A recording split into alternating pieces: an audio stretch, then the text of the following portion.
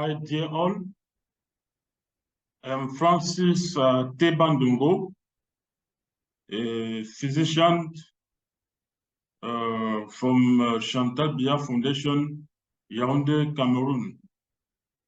I am the daycare unit coordinator of Chantal Biya Foundation. It's a pleasure for me to share with you my presentation entitled as following: a community-based peer-to-peer psychological and social support to improve retention in care among Cameroonian adolescents perinatally infected with human immunodeficiency virus. HIV-infected adolescents living with HIV frequently present with problems such as mental health, for example, anxiety and depression, adaptation impairment, such as lack of personal care and social communication, behavioral problems, schools and professional integration or acceptance. Social support for adolescents living with HIV is scarcely documented and addressed in Central Africa. That is why we aim at developing and evaluating a community-based model of psychological and social support intervention delivered by peer supporters.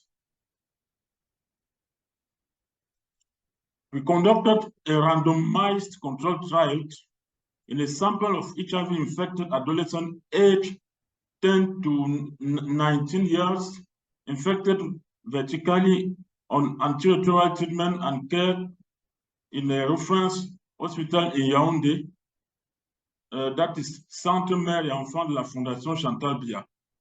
The study population was organized into 2 arms followed for 18 months, 1 intervention arm and 1 control arm.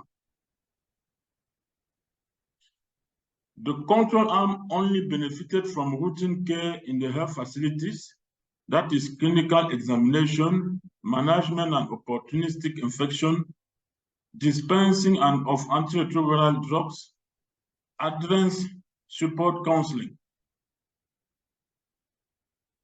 The intervention arm also benefited from routine care in the health facility, but it was also assigned to a community-based sustained support delivered by peer supporters hired by an association fighting against HIV, that is Kids Cameroon, including different types of clubs, that is home visit, HIV positive status disclosure sessions, support group for adolescents or parents or guardians, leisure workshops including dance or painting or poetry or music.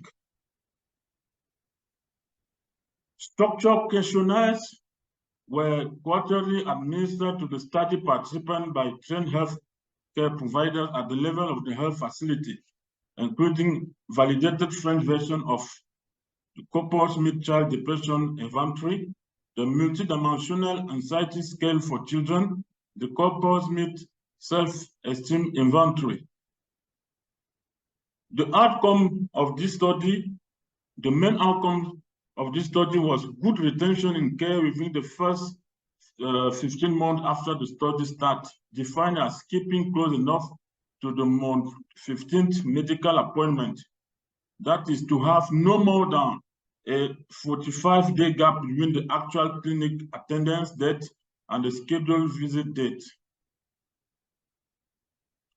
So in total, 302 adolescents were recruited in the study, of whom 152 were in the intervention arm at a median age of 15 years old. 159, that is 52 0.7% girls. Both parents died for 89% of adolescents. Only the father alive for 21.2% of adolescents. Only the mother alive for 15.9% adolescents. Both parents alive for 44% of adolescents. Mental disorders were very prevalent in our study population. That is 26.5% for severe depression, 29.1% of high or very high anxiety, 20.5% for low self-esteem. Retention in care within the first 15 months of study was significantly higher in the following situations. Adolescents who attended more than 6 clubs and who presented with 79% of good retention. Adolescents receiving second-line antiretroviral regimens. Adolescents living in a household with tap water available.